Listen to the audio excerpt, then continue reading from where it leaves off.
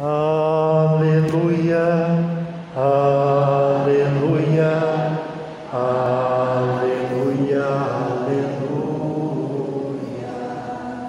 aleluia, aleluia.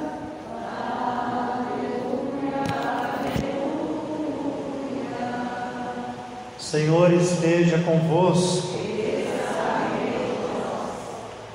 Proclamação do Evangelho de Jesus Cristo segundo Lucas. Aconteceu que Jesus estava rezando num lugar retirado. Os discípulos estavam com ele. Então Jesus perguntou-lhes: quem diz o povo que eu sou?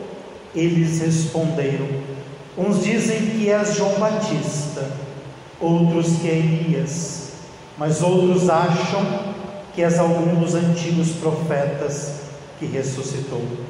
Mas Jesus perguntou: e vós, quem dizeis que eu sou? Pedro respondeu: o Cristo de Deus. Mas Jesus proibiu-lhes severamente que contasse isso a alguém, e acrescentou: o Filho do Homem deve sofrer muito, ser rejeitado pelos anciãos, pelos sumos sacerdotes e doutores da lei, deve ser morto e ressuscitar no terceiro dia. Palavra da salvação. Glória a vós, Senhor. Queridos irmãos e irmãs, quem acompanhou a missa de ontem, havia uma pergunta muito parecida com essa, só que feita por Herodes.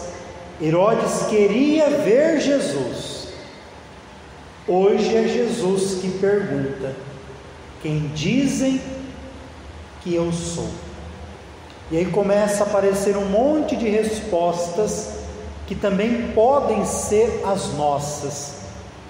E depois ele pergunta para aqueles que são próximos, para aqueles que seguem ele, para aqueles que deixaram a barca, o Zebedeu, as coisas, e foram seguir ele mais de perto.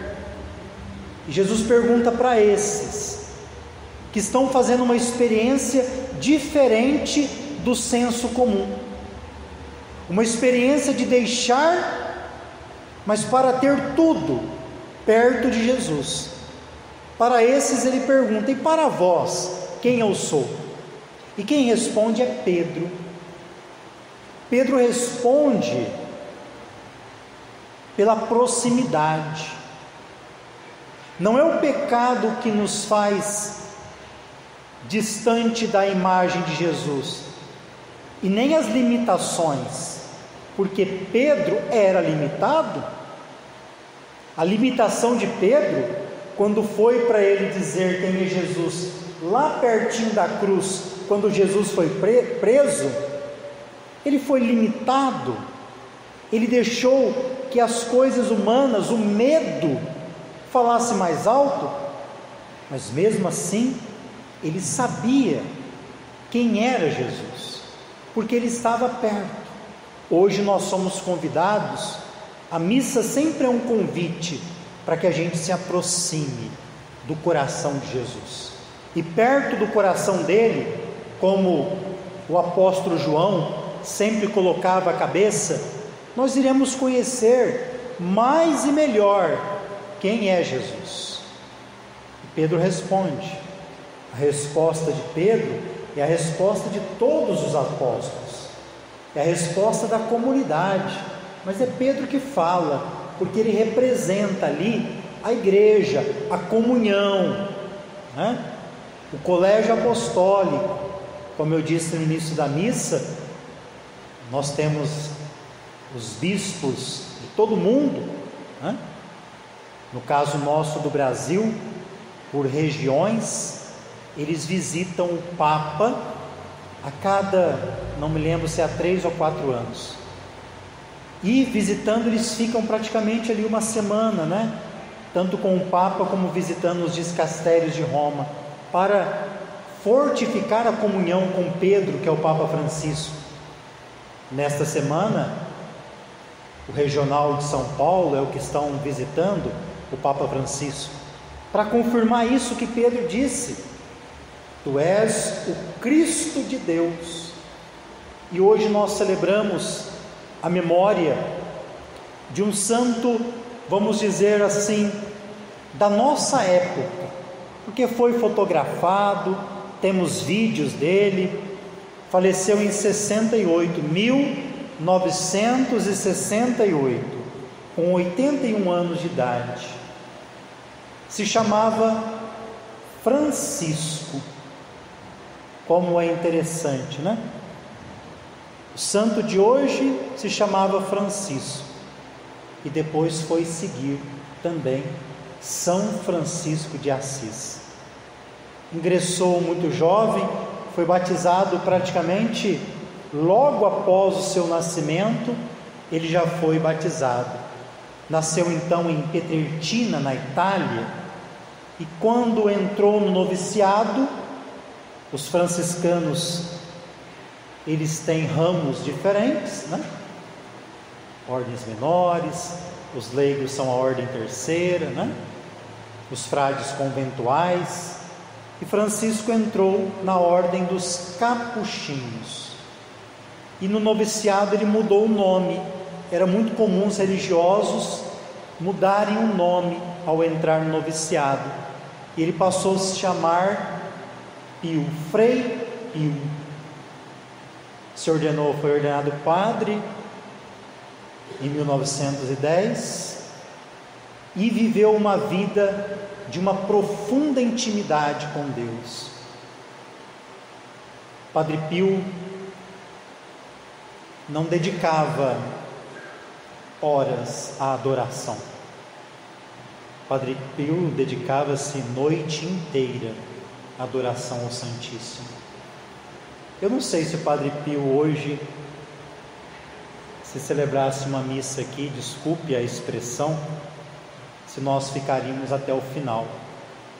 Porque quando o Padre Pio celebrava uma missa, ele sabia que o que ele estava celebrando, ele sabia que ele estava presente na presença de Jesus.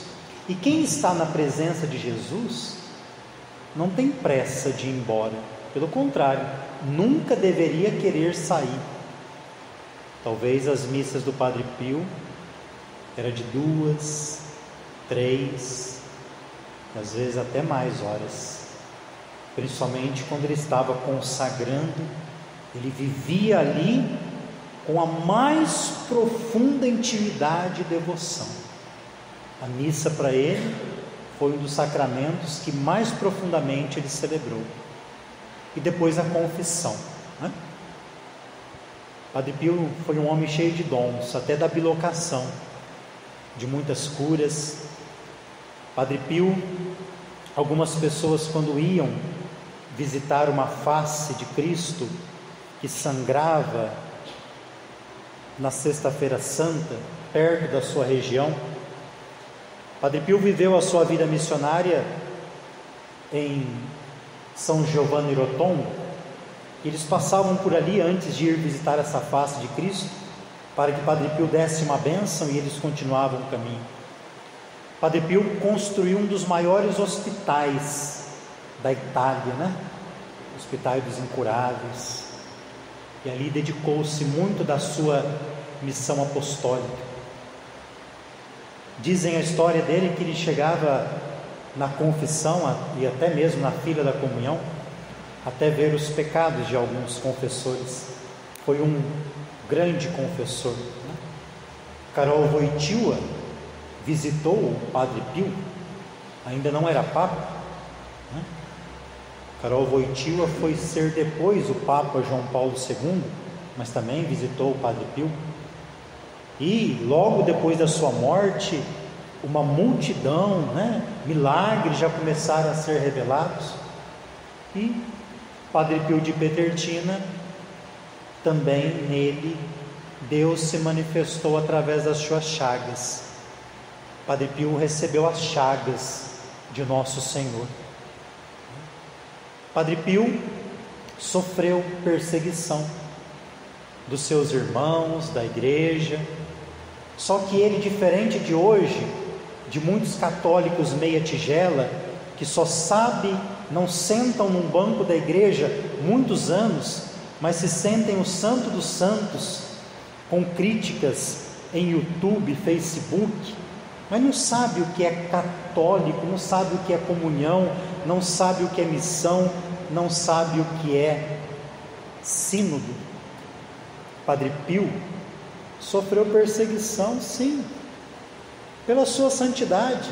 Os santos sofrem perseguição, só que ele não foi para as redes sociais, ele ficou em silêncio.